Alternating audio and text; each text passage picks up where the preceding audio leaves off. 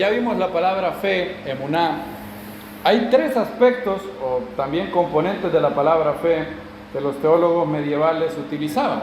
La palabra fe en los escritos apostólicos se utiliza para describir por lo menos tres cosas, y ahí es bueno saberlo. Los teólogos medievales utilizaron tres palabras en latín para hablar de esto. La primera que utilizaron era notitia.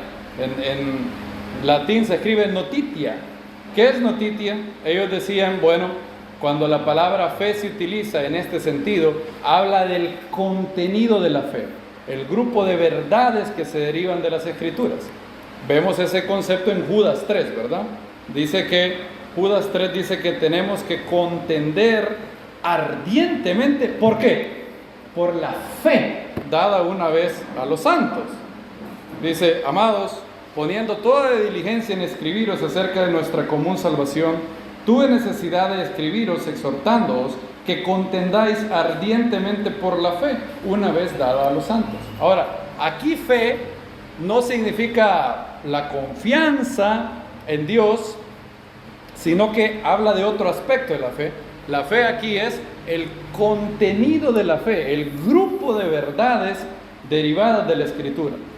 Todo eso es la fe dada una vez a los santos.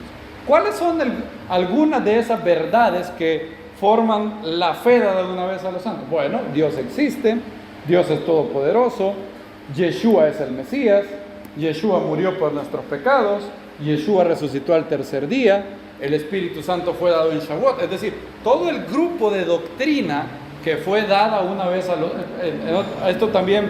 Esto podría ser el componente de la fe como doctrina, ¿verdad? Los teólogos medievales utilizaban la palabra notitia. Ahora, hay otro componente de la fe, y la palabra que utilizaban en latín era assensus, que significa creer que algo es cierto, asentir a la verdad de una proposición. En otras palabras, si yo tengo fe, hay un componente que es asentir que eso es cierto. O sea, si yo creo que Yeshua resucitó entre los muertos, yo creo que eso fue un hecho objetivo que sucedió realmente. O sea, yo doy mi asentimiento de que eso es verdad. Y eso también hay varias ocasiones que la palabra en los escritos apostólicos se dice para los que creen, está hablando de ese asentimiento. O sea, él cree, asiente que eso es verdad. Ahora, todo eso, esas dos cosas son parte de la fe, pero esas dos son insuficientes, porque supongan que yo conozco todas las doctrinas, por ejemplo, Dios existe, Dios es todopoderoso, y supongan que, o sea, yo tengo toda la noticia, y supongan que también yo asiento, yo creo que eso es cierto. Pregunto, ¿no es eso también lo que hacen los demonios? Los demonios tienen todas las doctrinas de la Biblia bien. Pues cada vez que los demonios hablan en los evangelios, por lo general están bien, ¿verdad? Yo sé quién eres, le dijo un demonio. Tú eres el Hijo del bendito. ¿Es cierto eso? La legión de demonios que habían en un endemoniado le dijo, Yeshua, ¿qué tengo contigo? ¿Has venido a qué? Le dijo, a atormentarnos. Oigan cuántas verdades tienen los demonios. Dice que Yeshua va a ser el encargado de atormentarlos, pero dice que ha venido a atormentarlos, ¿qué dice? Antes de tiempo. O sea, ellos ya saben que hay un tiempo fijado para eso. Y creen eso. Dice, ¿crees que Dios es uno? Dice Jacobo, bien haces. Los demonios, ¿qué? Creen y tiemblan. Entonces, hay otro componente que es necesario, y es la palabra latina fiducia. Todavía esta palabra existe en italiano. Fiducia. ¿Saben qué significa fiducia en italiano? Fiducia en italiano significa confianza. Por ejemplo, cuando en italiano se dice confía en mí, se dice fidati di me. Ten fe en mí. Fidati di me. Fiducia significa confianza. ¿Qué decían? El aspecto de la fe es un compromiso personal a vivir una vida que refleje la realidad de esta verdad. Todas estas tres cosas son necesarias para que haya fe bíblica. Primero, tiene que haber el conocimiento del contenido de la fe, el asentimiento de que eso es verdad. Y tercero, yo me comprometo a que debido a que conozco esto y sé que esto es verdad, yo voy a vivir una vida alineado a eso. Esto ya es un compromiso de la voluntad, lo que dijo el maestro. Si alguno, ¿qué dice? Quiere hacer la voluntad de Dios, conocerá si la doctrina es o no mía, es de Dios o es mía. Ahora, la Biblia, dividir la fe en estos tres, nos da a entender algo también. Cuando uno asiente, la segunda, asentimiento, eso puede crecer más. Y esto es algo muy importante, porque en varios círculos religiosos, erróneamente, se enseña que la fe es algo de todo o nada, ¿verdad? O usted cree algo 100% o no cree. O crees o no crees. Pero la verdad no es así. La verdad es que hay grados de fe. Cuando alguien asiente que algo es cierto, lo que está diciendo es que él cree, él está en un rango de 51% a 100% de que tal cosa es cierta. Por ejemplo, si yo digo, bueno, yo creo que Abraham Lincoln fue el presidente de los Estados Unidos que emancipó a los esclavos afroamericanos. Si yo digo, yo creo que eso es cierto, lo que estoy diciendo es que tengo un nivel de certeza entre 51 y 100%. Puede ser bien alto. Hay creencias que uno puede tener en un grado enorme, 95%. Por ejemplo, ahora, hay escuchen bien, pocas cosas en la vida de las cuales uno puede estar 100% seguro. 100%. Ahora, el gran problema es que nosotros, sin que sepamos estos nombres, probablemente usted nunca ha oído el nombre, bueno, este sí, René Descartes, probablemente nunca ha oído el nombre de Immanuel Kant, pero todos nosotros somos víctimas de un grave malentendido que ellos tuvieron, horriblemente víctimas. La gente hoy tiende a pensar que para que yo diga, yo sé que esto es cierto, yo tengo que estar 100% seguro de eso, certeza absoluta. Descartes era un filósofo creyente. Ahora, el problema es que él tuvo una teoría del conocimiento que hoy se reconoce que fue sumamente defectuosa. Ningún filósofo de hoy en día está de acuerdo con Descartes. Ninguno. Porque Descartes elevó la barra del conocimiento y él decía que yo solamente puedo conocer las creencias que son incorregibles, indubitables, o sea, aquellas cosas que no admiten ni una sola duda. Y él empezó a proponer algo que se llamaba la duda sistemática, dudar de todo, decía él, hay que dudar de todo. Y él cayó en un precipicio horrible que se llamó escepticismo global, en donde llegó a desconfiar de todo. Ahora cuando usted me dice, pero ¿todo? ¿Qué es todo, hermano? Todo es todo. Usted dice, ¿cómo es que Descartes pudo llegar a desconfiar de todo? Bueno, él decía, él llegó a desconfiar incluso de su experiencia sensorial. Él decía, cuando vemos, por ejemplo, decía él, bueno, si yo me paro en la Tierra, yo diría que la Luna está lejos de la Tierra, pero no diría que está tan lejos, ¿verdad? Él decía, si ves una cuerda en el agua, el reflejo del agua te da a entender que la cuerda está ¿cómo? Que está inclinada, ¿verdad? Aunque no esté inclinada. Y de eso él dedujo que tú tienes que desconfiar de todo. Y oigan esto, él llegó a proponer, porque él decía, tengo que dudar de todo, decía él. O sea, según él uno arranca con la duda. le daba un gran privilegio a la duda. Y él decía, ¿cómo yo sé? A ver esta pregunta, casi absurda, pero él dice, ¿cómo yo sé que no hay un demonio que me hace creer todo lo que yo creo? Esto se le llamó después el demonio cartesiano. Eso lo llevaba a él a dudar de todo. Imagínense ustedes creyendo eso. No importa lo que usted me diga. Por ejemplo, el hermano Gilel me mira y me podría decir, bueno, pero yo no creo que eso sea así porque, bueno, los demonios no existen. Digamos, si él fuera ateo. Descartes decía, ¿cómo estás seguro que un demonio no te está haciendo creer eso? Es decir, a cualquier cosa que ustedes dijeran, Descartes diría, ¿cómo estás seguro que un demonio no te ha hecho crecer eso? Y él dudaba de todo, de todo. Ahora, él llegó a la creencia que solo había una cosa que yo podía saber con absoluta certeza, 100%. ¿Cuál era esa? Que yo existo. Porque para yo dudar de mi existencia tengo que primero que existir, ¿verdad? Si no, no estuviera nadie dudando de la existencia. Y él llegó a la famosa proposición, pienso, por lo tanto, existo. Lo que yo sé con absoluta certeza es que yo existo.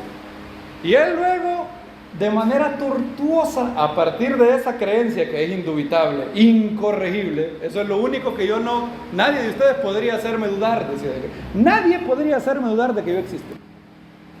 Incluso, él decía, incluso un demonio que me estuviera influenciando para hacer creer que yo existo, no me hace dudar que existo porque tiene que haber alguien sobre el cual el demonio está actuando. Y luego él procedió, a partir de su existencia, a demostrar la existencia de Dios. O sea, él nunca fue ateo, él siguió siendo creyente, pero hizo un gran daño. ¿Saben cuál es el gran daño? El gran daño que hizo Descartes es que la gente empezó a creer que para yo saber algo, tengo que estar 100% seguro, sin ninguna duda. Ahora yo les pregunto, ¿de qué cosas, cuántas cosas yo puedo saber con 100% de certeza epistémica, 100% de certeza intelectual? Bien pocas. Bien pocas. Bien pocas. Es que, y todos lo sabemos hoy, que uno no arranca con la duda. La pregunta nunca debe de ser, ¿podría esto tener una duda? La pregunta es, ¿qué evidencia tengo yo para dudar de esto? ¿Por qué debería de dudar? ¿Por qué debería de dudar en que el mundo externo es real? ¿Por qué debería de dudar de todo esto? No hay ninguna razón para dudar de esto.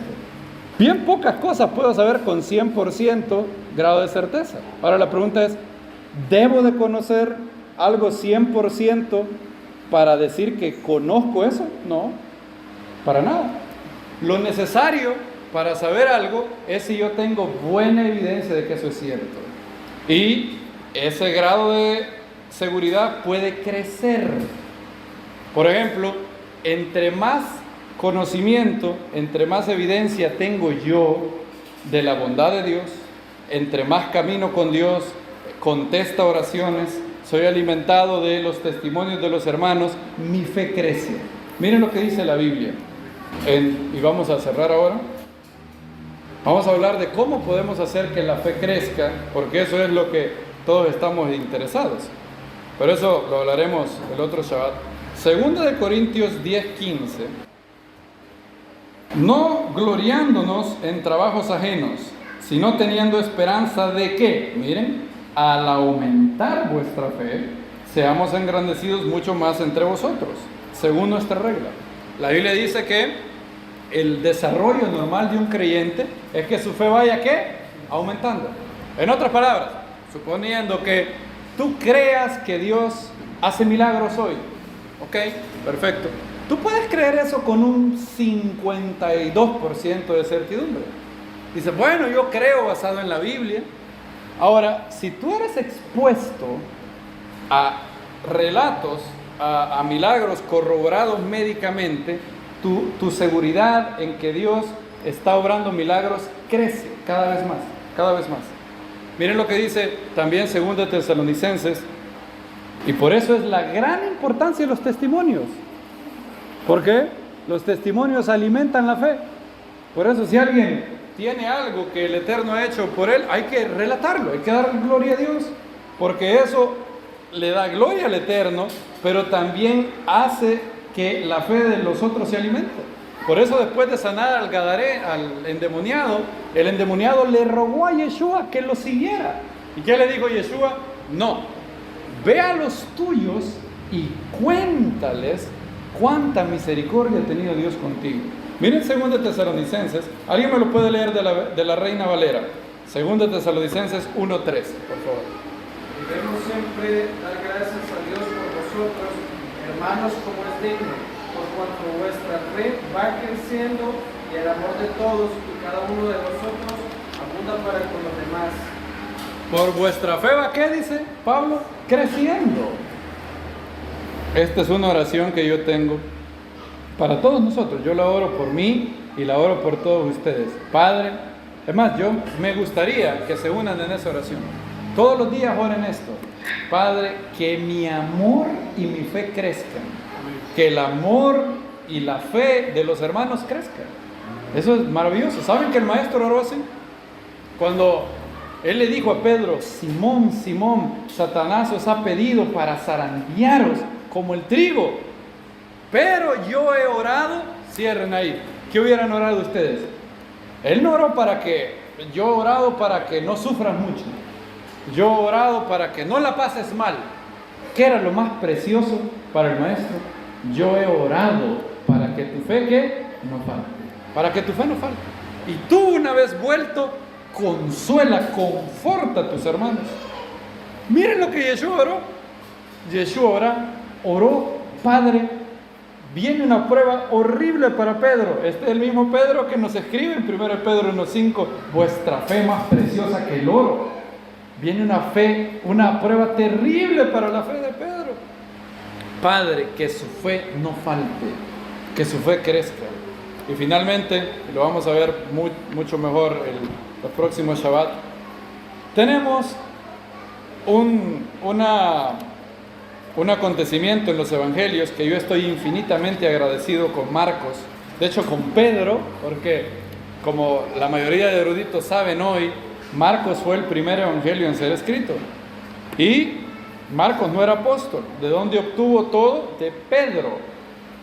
Y Marcos es el único de los sinópticos que registra esto. No lo registró Mateo ni Lucas. Y yo estoy infinitamente agradecido con Marcos. Marcos 9:14. Esta es una de mis narraciones favoritas. Si usted siente que usted es un oligopistos, ¿qué dijimos que era oligopistos?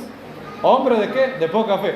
Si usted como yo se ha sentido oligopistos, hombre de poca fe, esta narración estamos infinitamente agradecidos con Marcos. El maestro acaba de bajar del monte en la transfiguración, se fue con 3 discípulos, Juan, Jacobo y Pedro, y dejó a 9 de los 12. Y cuando baja, encuentra un debate terrible, empieza una gran discusión. Y vieron lo que dice: cuando llegaron a los discípulos, vieron una gran multitud alrededor de ellos, unos escribas discutiendo con ellos. Enseguida, al verlo, todas las multitudes se asombraron grandemente y corrieron a él para saludarlos. Les preguntó: ¿qué discutís con ellos? Y uno de la multitud dijo: Maestro, te traje a mi hijo que tiene un espíritu mudo. Probablemente había un demonio que le impedía hablar. Donde quiera que lo ataca, lo derriba, echa espumarajos, cruje los dientes y se pone rígido. Y dije a tus discípulos que lo echaran, pero no fueron capaces. Oigan, miren lo que dice el maestro: oh generación incrédula, ¿hasta cuándo estaré con vosotros? ¿Hasta cuándo os he de soportar? Para el maestro, la falta de confianza en Dios es algo que él tiene que tolerar, lo molesta. ¿Cómo no pueden confiar en Dios? ¿Cómo no pueden confiar en el ser más confiable del universo? el que mantiene los planetas en su órbita, el que mantiene la Tierra bien, el que ha creado todas las cosas buenas de esta creación. ¿Cómo no pueden confiar en Él? ¿Cuándo los habré de soportar? Tráigame al niño, dijo el maestro. Respondiendo, y se lo llevaron. Fíjense, le llevan al niño mudo. Al verlo el espíritu al instante lo hizo convulsionar, cayó en tierra y se revolcaba echando espumarajos. Y preguntó a su padre, ¿cuánto tiempo hace que le sucede esto? Y él le dijo, desde la niñez. Muchas veces hasta lo echaba al fuego y al agua para matarlo.